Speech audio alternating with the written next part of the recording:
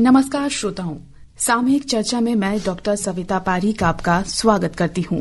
श्रोताओं, हमारे कृषि प्रधान देश में मानसून दस्तक दे चुका है और कुछ ही दिनों में इसके हमारे प्रदेश बिहार में भी प्रवेश करने की संभावना है।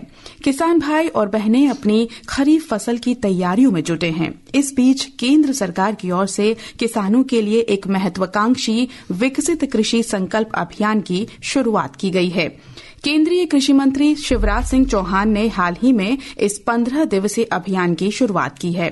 पिछले दिनों उन्होंने मोतिहारी में स्वयं किसानों से संवाद कर इस अभियान में भाग भी लिया। श्रोताओं, क्या है यह विकसित कृषि संकल्प अभियान और ये कृषि को किस तरह विकसित बनाएगा, इसी पर बातचीत के लिए आज हमारे साथ आकाशवाणी स्टूडियो में मौजूद हैं भारतीय कृषि अनुसंधान परिषद के पूर्वी अनुसंधान परिसर पटना के निदेशक डॉक्टर अनूप दास।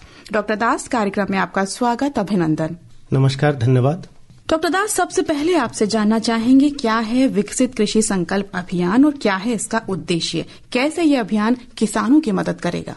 जैसे कि आप सभी को मालूम है कि हमारे देश के जो माननीय प्रधानमंत्री श्री नरेंद्र मोदी जी, उनका जो विजन है कि एक विकसित देश हो 2047 तक, तो वो विजन को सामने रखते हुए हमारा देश का जो है माननीय कृषि एवं किसान कल्याण मंत्री श्री शिवराज सिंह चौहान जी, उनका जो है तत्वावधायक में, उनका जो है मार्गदर्शन में हमारे देश भर में ये भारतीय कृषि अनुसंधान परिषद तथा जो हमारा कृषि एवं किसान कल्याण मंत्रालय, उनका दोनों का जो पहल से ये देश भर में ये कार्यक्रम, ये जो अभियान चलाया जा रहा है, जिसमें हमारा जो केंद्र सरकार का विभाग, राज्य सरकार का कृषि विभाग, खास करके कृषि विज्ञान केंद्र इसमें जो मुख्य जो इसमें रोल अदा करेंगे, और साथ साथ जो भी हमारा जो शोध संस्थान है, कृषि विश्वविद्यालय है, उनका भी जितना जो है वैज्ञानिक है, जो अधिकारी है, सब इसमें साथ लेंगे। ये जो है 29 मई से लेके 12 जून तक 15 दिवसीय जो है ये अभियान है। इसमें 3 से 5 वैज्ञानिकों का,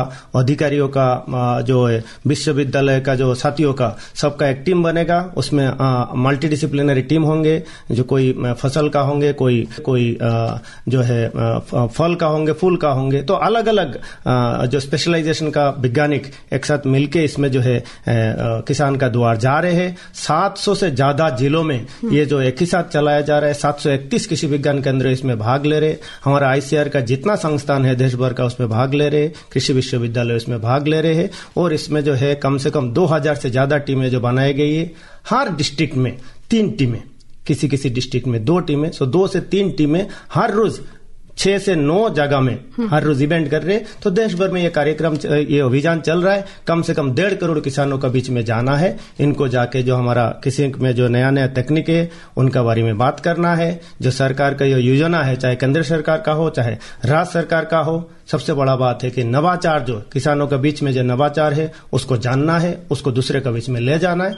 और सबसे बड़ी बात जो इसमें एक है कि किसानों का फीडबैक, कि किस तरीका का उनका समस्या का जो उनको सामना करना पड़ रहा है, और आगे का दिन में हमारा कृषि में किस टाइप का और उन्नत तकनीक का जरूरत है, किस टाइप का शोध कार्य आगे जाके चलाना है। तो ये सारा मिलकर एक अच्छा पहल है। पहली बार इस टाइप का जो है 15 दिन का जो अभियान चलाया जा रहा है। सब लोग मिलकर एक दूसरे का हाथ पकड़ के इसमें जो है हम लोग जा रहे हैं। और इसका मुख्य थीम ऐसा रखा गया है कि एक देश, एक कृषि, एक टीम। तो सब लोग मिलकर हम लोग का कृषि को आगे बढ़ाना है, तकनीक का माध्यम से, नवाचार का माध्यम से, योजनाओं को लोगों के बीच में ले जाके, और फीडबैक का सिस्टम से। जी बिल्कुल।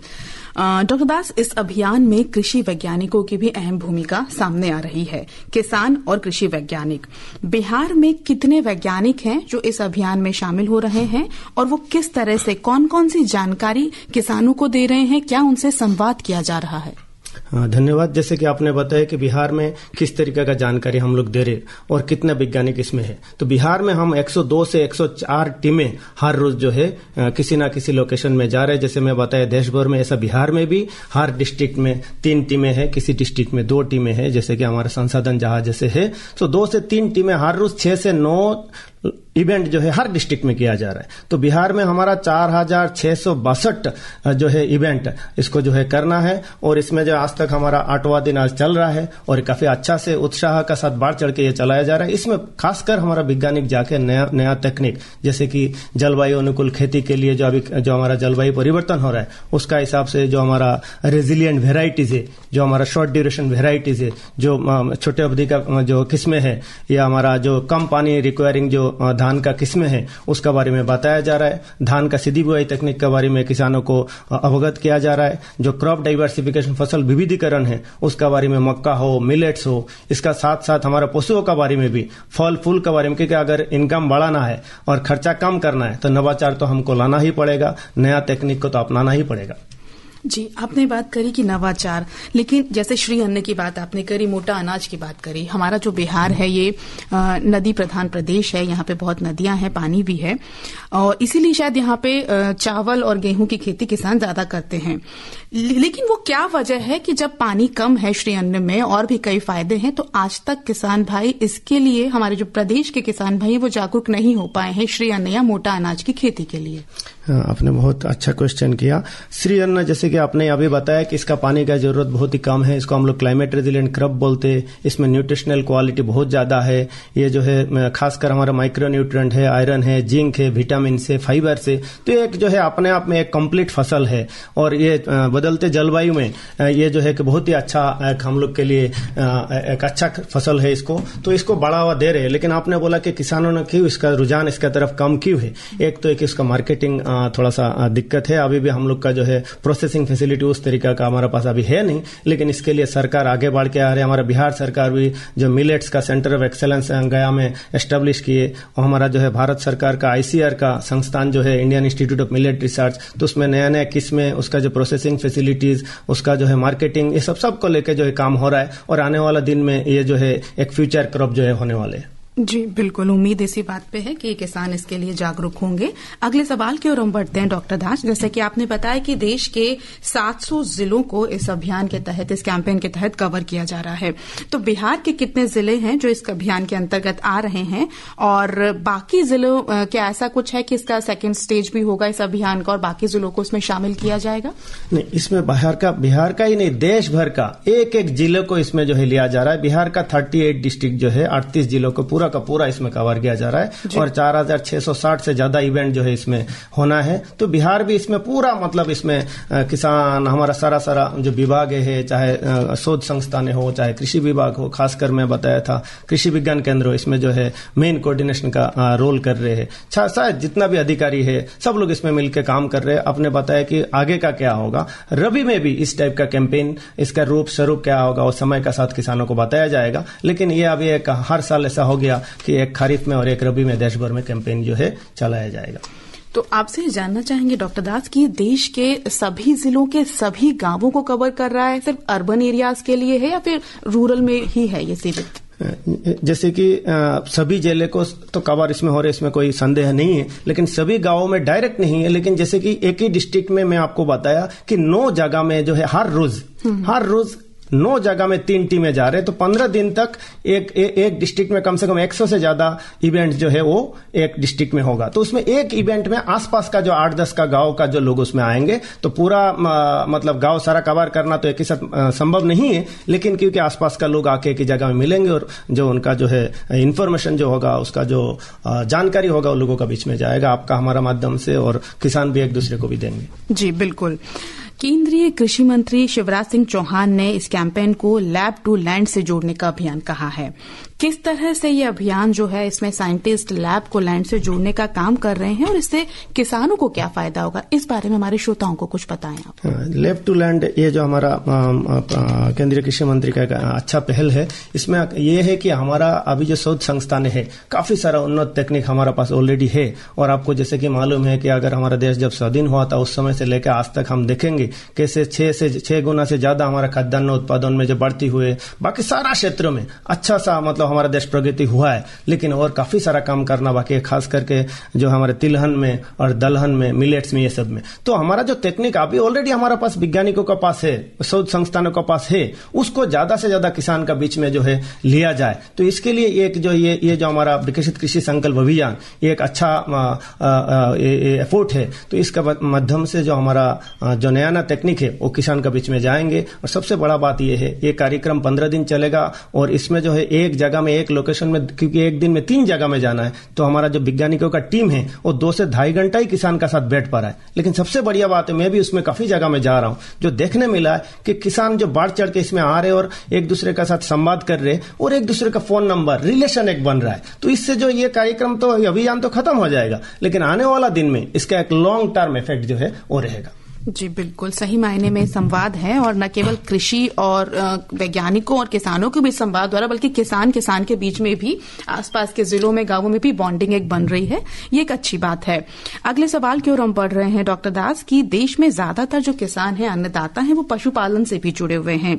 तो क्या इस कैंपेन के अंदर पशुपालन से संबंधित विषयों को भी, किसानों की जो समस्याएं हैं इससे संबंधित, उनको भी सुलझाने की कोई बात है? ऐसा कुछ भी प्रोग्राम है? धन्यवाद। जैसे आपने बताया कि पशुपालन के बारे में, मैं जैसे बोल रहा था कि हमारा जो टीम है, हर एक टीम में 3 से 5 लोगों का जो इसमें वैज्ञानिक स्पेशलिस्ट जो इसमें है, तो इसमें कोई कृषि वैज्ञानिक है, कोई जो है उसमें पशु वैज्ञानिक है, कोई मत्स्य वैज्ञानिक है, कोई दूसरा जो प्रोसेसिंग का वैज्ञानिक है। तो जैसे जैसे उनका स्पेशलाइजेशन है, उसका माध्यम से लोग जो है किसानों का बीच में अपना अपना जो जानकारी वो दूसरे को दे रहे। तो इसमें चाहे जैसे कि अभी पशुओं का, अभी हमारा जो बारिश का मौसम आ गया है, तो इसमें फुट एंड माउथ डिजीज हो, या जो डीवर्मिंग का रिक्वायरमेंट हो, या किस टाइप का जो साल भर हम चारा उत्पादन करें, क्योंकि गुणवत्ता का चारा जो है पशुओं का दूध के लिए या इनकम के लिए बहुत ही इंपॉर्टेंट है। हाउसिंग कैसे हो, तो ये सारा चीज हमारा जो है वैज्ञानिक लोग किसानों का साथ, जो अधिकारियों का साथ, राज्य सरकार का अधिकारी, केंद्र सरकार का अधिकारियों का साथ इसको विचार विमर्श कर रहे हैं और जानकारी दिया जा रहा है। जी बहुत सुंदर। अब हम आपसे जानना चाहेंगे डॉक्टर दास, विकसित किसान और विकसित कृषि विकसित भारत के निर्माण में किस तरह से अहम भूमिका निभा सकते हैं? विकसित भारत, विकसित कृषि का बिना तो वो सपना रह जाएगा, क्योंकि हमारा 50% से ज्यादा लोग अभी भी कृषि में डायरेक्टली इसमें इन्वॉल्व है। और मैं अभी बता रहा था कैसे हमारा देश जो कृषि में इतना दिन में कैसे उन्नति किया है, चाहे वो खाद्यान्न उत्पादन हो, चाहे जो है डीम हो, चाहे मत्स्य हो, चाहे मांस हो, चाहे मिलेट्स हो, या चाहे जो है हमारा जो है फल फूल हो। तो इसमें हम लोग को जो है अभी नया नया तकनीक जो किसानों के बीच में ले जाना है, उनका जो है हमारा इनकम जो है उनका बढ़ाना है, जो कृषि में जो खर्चा जो होता है, जो कॉस्ट ऑफ कल्टीवेशन, उसको घटाना है। तो उस दिशा में हम लोग काम कर रहे हैं और किसान को भी इसमें बढ़ चढ़ के इसमें हिस्सा ले रहे हैं। जी, कार्यक्रम के आखिर की ओर हम बढ़ रहे हैं डॉक्टर दास, और अब आपसे जानना चाहेंगे किसान भाइयों को इस अभियान के संदर्भ में आप क्या संदेश देना चाहेंगे? किसान भाइयों को मैं ये संदेश दूंगा, किसान भाई आप लोग जो है हमारा देश को इस जगह में लेके आए, हमारा देश को जो है खाद्यान्न उत्पादन में और विभिन्न आधार क्षेत्रों में भी हम लोग जो है अभी आत्मनिर्भर है। लेकिन आने वाला दिन जो है हमारा देश का जो है पॉपुलेशन जो काफी ज्यादा है और जो है 2050 तक 1.67 बिलियन तक हो जाएगा। तो इसको जो है अगर हमारा इनकम बढ़ाना है, हम लोग अगर अपने आप को सेल्फ सफिशिएंट आत्मनिर्भर रहना है, तो एक दूसरे से मिल के काम करना है, चाहे वैज्ञानिक हो, चाहे अधिकारिक हो, चाहे किसान भाई हो, सब लोग मिल के। तो इसमें मेरा यही रहेगा कि आप लोग आइए, बढ़ चढ़ के हिस्सा लीजिए, जानकारी लीजिए, चाहे वो पशुपालन में हो, चाहे मत्स्य पालन में हो, चाहे जो बागवानी में हो, चाहे खाद्यान्न में हो। और सबसे बड़ा बात है अभी तकनीक का जमाना है, तकनीक का बिना हमारा जो है यूथ जो है जो हमारा वुमेन्स है, तो वुमेन सेंट्रिक टेक्नोलॉजी से तो सब लोग मिल के बढ़ चढ़ के इसमें हिस्सा लेना चाहिए। और ये जो जानकारी जो है एक दूसरे को आगे भी बढ़ाना चाहिए, ताकि हमारा देश जो है हम सब मिल के एक विकसित देश बने, विकसित कृषि बने, समृद्ध किसान बने, और हम लोग जो है एक दूसरे का साथ मिल के एक जो है आगे जाने का जो है एक पहल जो है उसको ले जाए। जी, इसी उम्मीद के साथ डॉक्टर दास की ये अभियान अन्नदाताओं के लिए प्रगति के नए दरवाजे खोलेगा। इस बातचीत को हम यहीं पर विराम देना चाहेंगे। हमारे स्टूडियो में आए और इतनी उपयोगी जानकारी हमारे श्रोताओं, खासकर किसान भाइयों, अन्नदाताओं के लिए आपने दी, हमें बहुत बहुत शुक्रिया। आपको बहुत बहुत धन्यवाद। अभी आप सुन रहे थे साप्ताहिक कार्यक्रम सामयिक चर्चा। इसके तहत आप सुन रहे थे विकसित कृषि संकल्प अभियान पर विशेष चर्चा। इसमें भाग ले रहे थे भारतीय कृषि अनुसंधान परिषद के पूर्वी अनुसंधान परिसर पटना के निदेशक डॉक्टर अनूप दास। उनसे बातचीत कर रही थी आकाशवाणी समाचार संपादक डॉक्टर सविता पारीक। ये कार्यक्रम आकाशवाणी पटना की प्रादेशिक समाचार एकांश द्वारा प्रस्तुत किया गया।